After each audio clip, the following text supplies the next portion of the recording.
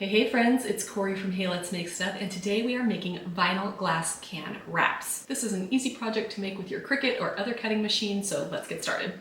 So what are you going to need to make this project? Of course you're going to need your glass can blank. This is a Libbey style glass can, and I will link all of these supplies in the description below. To clean your glass can, I recommend alcohol and a cotton swab. You're also going to need permanent vinyl in the colors that work for your project, plus a piece of transfer tape a little bit larger than your can. You're also going to need a weeding tool as well as a scraper, and then a piece of parchment paper.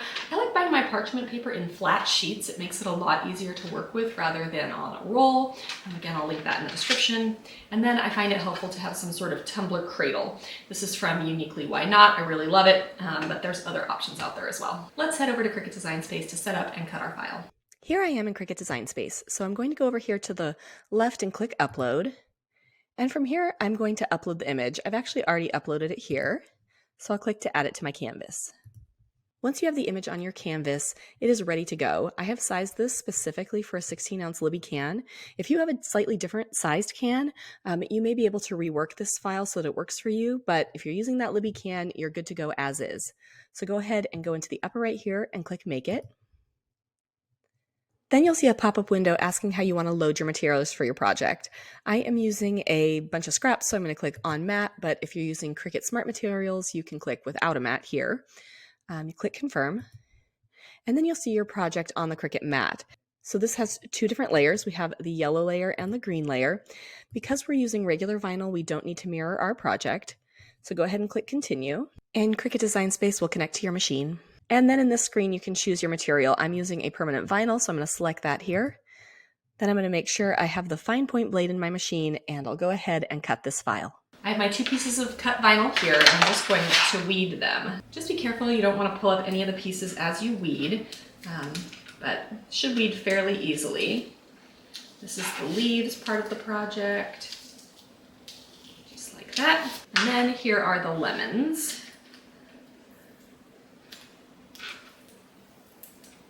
Again, just be careful as you pull everything up. You don't want to miss anything. And then don't forget to weed inside your lemons here. And I just noticed I lost a little lemon piece, so I'm going to see if I can find that. So here it is. I'm going to peel it back off my weeded piece and put it on there. I just wanted to be able to show you that sometimes you can fix mistakes like this. Stick it right back on there. And we're good to go. Our next step is to layer our vinyl on the transfer tape. So start by peeling off the backing off the transfer tape, and I find that using a weeding hook is just a good way to do this.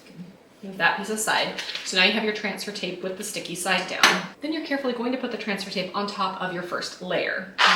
You kind of start in the middle and work your way out like this. Just like that. Now, use your scraper to burnish that vinyl into the transfer tape. And then flip it over and you should be able to peel the backing sheet away from the vinyl. Sometimes vinyl and transfer tape can be a little bit finicky, and I'm actually having that problem here and I wanted to show you. So in this case, my backing paper, like just a very thin layer of it, is sticking to my actual decal here. That's really easy to fix. I'm just going to peel the rest of this back, and then I'm going to use my weeding hook to just pull off that very, very thin layer of the backing paper that got stuck. You see that it happened here again. And sometimes that just happens. Things are not perfect. All right, so you can see here that I've got two little pieces of that backing paper that I need to pull up. Just going to do that with my weeding hook, just like this. There we go. So now we have our first layer of lemons onto the transfer tape. Now we want to layer on the second piece of our vinyl here. To line up the second layer, I like to use a piece of parchment paper. So I basically put it over the first layer, just like this, and then I flip it over. And now I can layer it on here without it actually sticking. I can get it all lined up perfectly, and then I can stick it afterward. So looks like that is kind of lined up right there. So I've got it all lined up, and what I'm going to do is over here on the end, I'm going to just trim a little bit of this parchment paper away. Just like that. It doesn't have to be neat and tidy.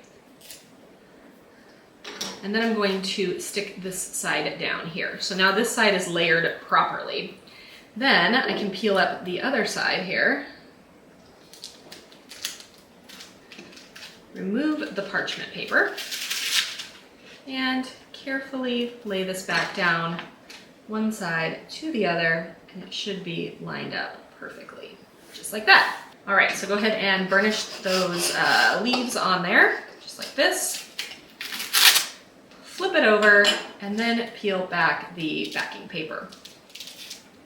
See, I've got that, I had that happen again where it's stuck. I'm not sure what's going on with my cutting machine today, but things don't always work out perfectly. Just like on that one too.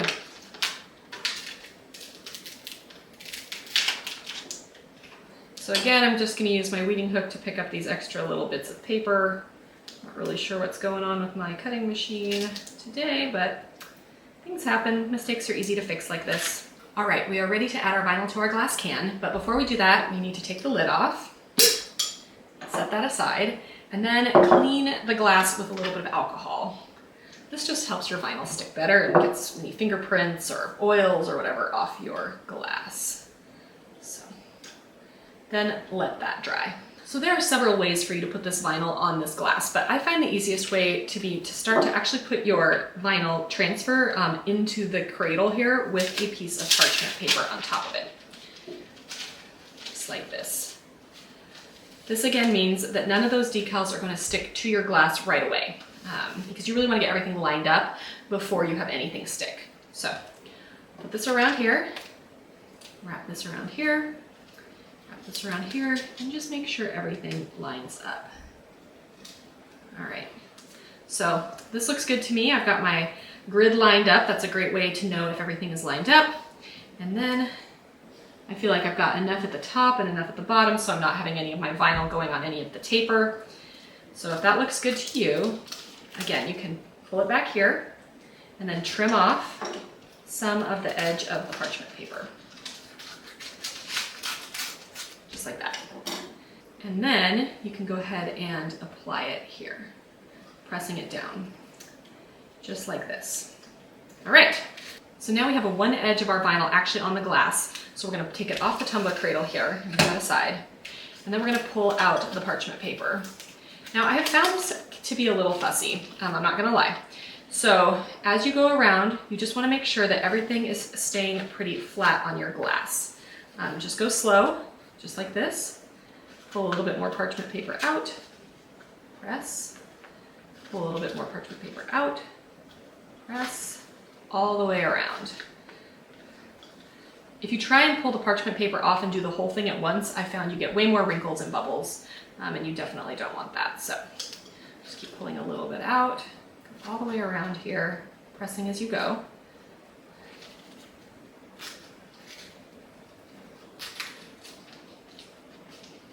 Like this.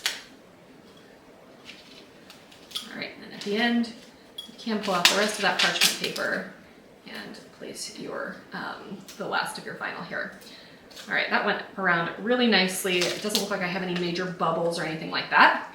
So you can use your scraper here, but I actually prefer to use my thumbs. I find that on rounded surfaces, using transfer tape, it's just easiest to use my hands. So just basically burnish all of that vinyl into your can, making sure you have no bubbles. You want it to stick when you peel everything off. There we go. Now we can peel off the transfer tape to see our final glass. So to do this, you want to basically bend it back over itself. You don't want to pull up and out. You want to just go flat back against itself, just like this, all the way around the can. Doing it this way means that you are much less likely to have any issues. So I have a little bit of bubble here. I don't know if you can see that. I'm just going to flatten it out, just like that. All right.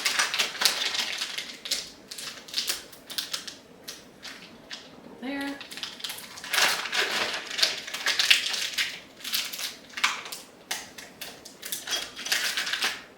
Okay, so you can see here that I lost my little lemon top, so I'm going to go ahead and burnish that back on, peel it back. There we go. I lost a little lemon. Apparently I didn't burnish this part as well as the other part. There we go. All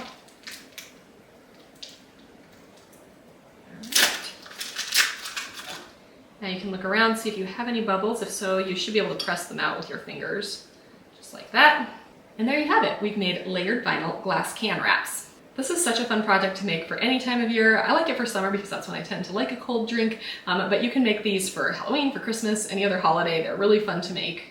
You want to wash these by hand. I know that it's permanent vinyl, but we all know that permanent vinyl is sort of permanent vinyl-ish, and any harsh solvents or dishwasher detergents or high heat will start to peel up this vinyl, so hand washing is the way to go. If you have any questions about this tutorial, please feel free to leave them in the comments and I will answer. If you liked this video, give it a like, and if you'd like more crafting content, subscribe to my channel. I'll see you next week.